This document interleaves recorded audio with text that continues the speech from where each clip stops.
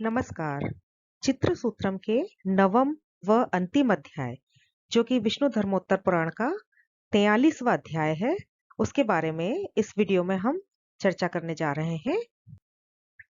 इस नवम अध्याय का नाम है श्रृंगार आदि भाव कथन वर्णन।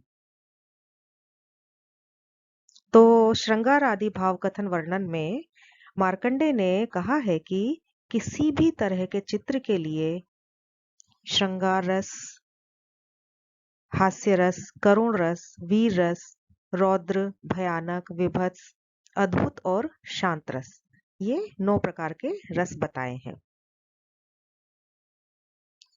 अब इन्हीं सभी रसों का विस्तृत वर्णन करते हुए मार्कंडेय मुनि ने कहा है कि श्रृंगार रस को दिखाने के लिए चित्र कैसा होना चाहिए।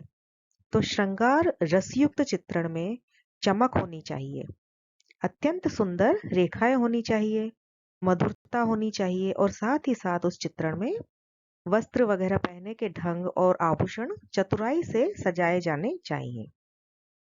इसके पश्चात हास्य रस के चित्रों में मार्कंडेय कहते हैं कि टेढ़ी पीठ वाले यानी कुबड़े, छोटे डिलडोल के, नाटे, बौने और किंचित विकराल, भयंकर, विशाल ऐसे दृष्टि से देखते हुए और व्यर्थ ही हाथों को संकुचित किए हुए हंसाने वाले ऐसे चित्र हास्य रस से परिपूर्ण होते हैं। इसके पश्चात करुण रस के बारे में कहते हैं कि करुण रस से युक्त चित्रण में चित्रों को याचना और प्रार्थना की मुद्रा में या वियोग से पीड़ित या उत्सर्ग की मुद्रा में एक दूसरे से लगे हुए बेचने का कार्य अथवा बिक्री करते हुए आदि दयनीय वाली स्थिति दिखाने से करुण रस झलकता है। रौद्र रस के चित्रण वाले चित्र में कठोरता होनी चाहिए और प्रार्थना की मुद्रा में वियोग से पीड़ित, उत्सर्ग की मुद्रा में एक दूसरे से लगे हुए या फिर दयनीय और अनुग्रहण वाली स्थिति जो होती है उसमें विकारता भी होनी चाहिए और उनका स्वास्थ्य नष्ट दिखाया जाना चाहिए और उनके शस्त्र अत्यंत श्रेष्ठ चमचमाते हुए होने चाहिए और उन्हें आभूषणों से भी युक्त कर देना चाहिए। इसके पश्चात वीर रस के बारे में कहते हैं कि वीर रस दिखाने के लिए दृढ़ निश्चय का भाव होना चाहिए, शूरता और वीरता का, उदारता का, गर्व और अभिमान का भाव स्पष्ट दिखाई देना चाहिए।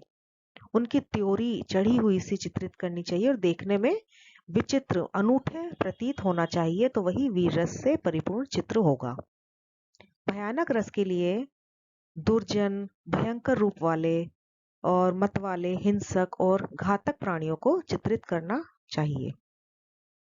इसके पश्चात विभत्स रस दिखाने के लिए शमशान आदि का दृश्य दिखाना चाहिए या शव जलाने के स्थान मरघट की तरह निंदनीय और प्रचंड दिखाई देने वाले चित्र विभत्स रस के लिए उत्तम होते हैं।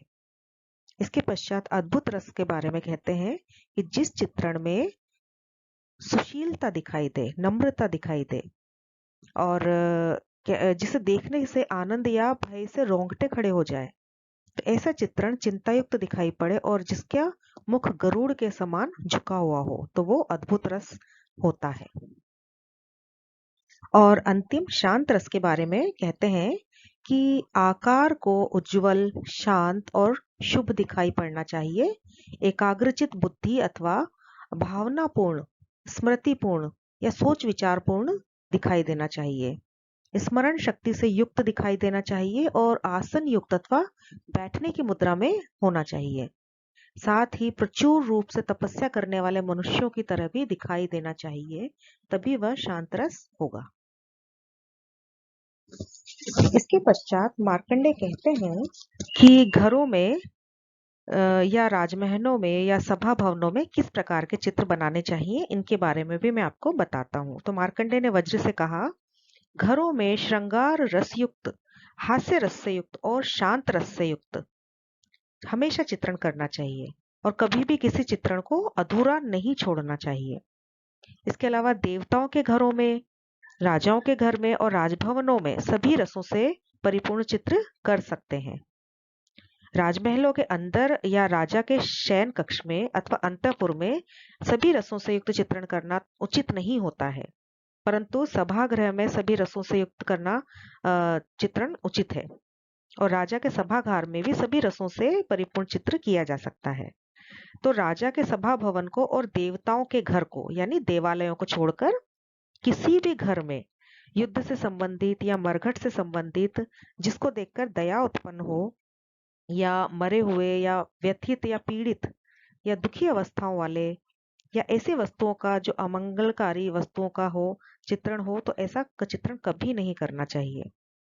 और कैसा चित्रण करना चाहिए इसके बारे में बताते हैं कि आधार युक्त सींग वाले बेलों का सूंड पर आधार को धारण किए हुए नमस्कार की मुद्रा में, नत और झुके हुए हाथियों का, समुद्रों का, विद्याधरों का, वेद मंत्रों के प्रकाशक, ऋषियों का, गरुण का, हनुमान या ऐसी वस्तुएं जो मंगलकारी हो, उन सभी का चित्रण चित्रकार को हमेशा अपने घरों में करना चाहिए। मनुष्य के घरों में करना उचित है। अपने घर में स्वयं अपने ही चित्रकर्म करना उचित नहीं होता है। और इसके अलावा मार्कंडे ने ये भी कहा कि दुर्बल रेखाओं का मोटापन, अंगों का परस्पर एक दूसरे से सटा होना और रंगों का दूसरे रंगों में मिलाकर बहुत ही ज्यादा मिश्रण कर संकरित कर देना, ये सभी एक चित्र के दोष माने गए हैं। इसके अतिरिक्त मार्कंडे ने चित्रण के 8 प्रकार के गुण बताए हैं।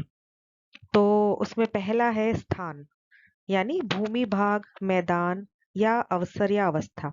दूसरा प्रमाण, जो सच्चाई है, सत्यता है और यथार्थ ज्ञान की प्रतीति है। इसके बाद है भूमि का लाभ यानी आधार। इसके बाद है माधुर्यता यानी सुंदरता। फिर विभक्तता यानी अलग अलग किया हुआ या बांटा हुआ। इसके पश्चात है एकरूपता यानी समानता। इसके पश्चात क्षय यानी घटाना और वृद्धि यानी बढ़ाना। तो ये सारे चित्र के 8 प्रकार के गुण मार्कंडे ने बताए हैं। इसके पश्चात चित्र सूत्र में ये भी कहा गया है कि जो चित्रण स्थान से वंचित अथवा ओछे हो या नीरस दिखाई दे या आकाश की तरफ देख रहे हो, मलिन हो या मनोवृत्ति विहीन या बुद्धिहीन दिखाई पड़े, तो उन्हें निंदनीय माना जाना चाहिए और उनका चित्रण कभी नहीं करना चाहिए। और एक बुद्धिमान और चतुर चित्रकार हमेशा सोच समझकर ही चित्रों का निर्माण करता है। उसे बगैर सोचे समझे किसी भी प्रकार का चित्रण करना उचित नहीं है। तो किस प्रकार का चित्र अच्छा होता है? तो मार्कंडे कहते हैं कि जिस चित्रण में आधार युक्त दिखाई पड़ता हो चित्र, या बहुत ही सुशोभित सा दिखाई पड़े, या जिसमें डरा डरा सा भी दिखाई दे तो हंसता हुआ भी दिखाई दे, और जो मधुर जान पड़े और सजीव के समान सांस लेता सा दिखे, तो ऐसे चित्रण को स्वीकार करना चाहिए। और जो ओछे अंगों वाला हो, मलिन हो, शून्य से बंधा हुआ हो या रुग्ण या पीड़ित हो, बिखरे बिखरे बालों वाला हो, ऐसे अमंगलकारी चित्रों का चित्रण हमेशा वर्जित होता है। तो मार्कंडे ने ये कहा कि शास्त्रों को जानने वाले लोगों के द्वारा या सत्कार्य करने वाले लोगों के द्वारा, निपुण पुरुषों के द्वारा बनाए गए चित्र हमेशा लक्ष्मी को प्रदान करने वाले होते हैं, दरिद्रता को दूर भगाने वाले होते हैं, मनोरथों को पूर्ण करने वाले होते हैं और कल्याण को स्थिर करने वाले होते हैं, साथ ही प्रेम उत्पन्न करने वाले तथा प्रसिद्धि दिलाने वाले होते हैं, घर के देवताओं को प्रसन्न करने वाले होते हैं। और ऐसा चित्र जिस घर या स्थान पर होता है वो हमेशा भरा भरा सा रहता है। तो इस प्रकार एक चित्र, इसके इतने सारे लाभ हो सकते हैं घरों में लगाने से, यदि वो एक उत्तम स्तर का चित्र बना हो तो। इसके पश्चात एक अच्छे चित्रकार के गुण के बारे में भी चित्र सूत्रकार ने कहा है कि जो चित्रकार तरंगित होकर मन की मौज में आकर चित्रण करे, वो बहुत अच्छा चित्रकार होता है। जो अग्नि की ज्वाला दिखा सके, जो धुआं दिखा सके और स्वर्ण आदि का प्रयोग कर सके आकाश में, साथ ही हवा की गति को दिखा सके, और ऐसे चित्रकार को मतवाला चित्रकार समझना चाहिए। साथ ही कहते हैं कि जो सोए हुए में और मरे हुए में अंतर बता सके, यानी चेतना विहीन और चेतनावान दिखा सके एक व्यक्ति को, साथ ही ऊपर और नीचे के बांटने की क्रिया को भी कर सके, उसे ही वास्तविक चित्रकार समझना चाहिए। तो इनके आगे मार्कंडेय ने कहा है कि जिस प्रकार के चित्रण के लिए प्रमाण, रस इत्यादि जो उन्होंने पहले बता दिए हैं, उसी में सोना, चांदी, तांबा और लोहा आदि पर भी खोदकर चित्र बनाने जाने चाहिए और इसके संबंध की जानकारी ले लेनी चाहिए। और चित्रों को बनाने के लिए पत्थर की, लकड़ी की, लोहे की प्रतिमा का चित्रण करते समय जो भी उन्होंने विधान बताए हैं चित्र निर्माण के, उसी के आधार पर चित्रण करना चाहिए। तो शिल्प कर्म के विधानों के बारे में वो कहते हैं कि शिल्प कर्म को जितने भी विधान है उसी के आधार पर करना चाहिए। जैसे घन नामक शिल्प कर्म का चित्रण हमेशा पत्थर पर, लकड़ी पर और मिट्टी पर करना उचित होता है। और सुशीर नामक चित्रकर्म का चित्रण हमेशा चमड़े पर, लोहे पर और लकड़ी पर करना उचित होता है। इस प्रकार चमड़े के तैयार किए हुए चित्रण के ढांचे को मिट्टी के लेप से भी दृढ़ बना देना चाहिए। और साथ ही इसी चित्र सूत्र के अनेक विधानों में वस्त्रों के चित्रण करने का भी चित्रण उचित बताया गया है। आगे ये कहा गया है कि ये चित्रकला का मात्र हेतु मात्र मैंने बताया है, लक्ष्य मात्र बताया है। मार्कंडेय कह रहे हैं वज्र से कि आपको यह चित्रकला का मात्र सामान्य परिचय मैंने दिया है, क्योंकि इस विषय में विस्तार पूर्वक वर्णन करना तो उसमें तो सैकड़ों वर्ष में भी संभव नहीं है। तो वो आगे कहते हैं कि अगर इस चित्र सूत्र में कुछ शेष रह गया है जो मैंने नहीं बताया है, तो उसे नृत्य वर्णन के प्रकरण के आधार पर जान लेना चाहिए, क्योंकि चित्र सूत्र के आरंभ में ही यह बता दिया गया है कि चित्रकला और नृत्य कला में बहुत समानताएं हैं और नृत्य कला के सारे गुण चित्रकला में ऐसे के ऐसे विद्यमान है। इसलिए चित्र सूत्र में अगर ऐसा कुछ रह गया जो जिसके बारे में चर्चा नहीं की गई है, तो उसे नृत्य के प्रकरण से जान लेना चाहिए, क्योंकि नृत्य वर्णन के प्रकरण में जो कुछ भी नहीं कहा गया वह विचित्र, विलक्षण और असाधारण है। यहाँ उसका प्रयोग करना उचित नहीं होगा।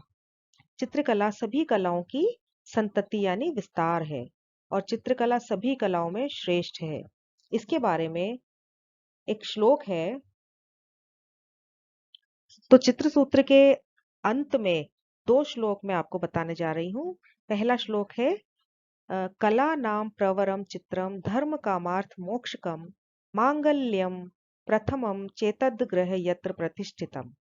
तो इसका अर्थ है कि कलाओं में चित्रकला ही सबसे ऊंची है, जिसमें धर्म, अर्थ, काम एवं मोक्ष की प्राप्ति होती है। अतः जिस घर में चित्रों की प्रतिष्ठा रहती है वह सदा मंगल की उपस्थिति मानी गई है। दूसरा और अंतिम श्लोक है चित्र सूत्र का। यथा सुमेरु प्रवरो नगानां यथाण्डजानां गरुड़ प्रधानः यथा नराणां प्रवरः क्षितिशस्तथा कलान्मिः चित्रकल्पः।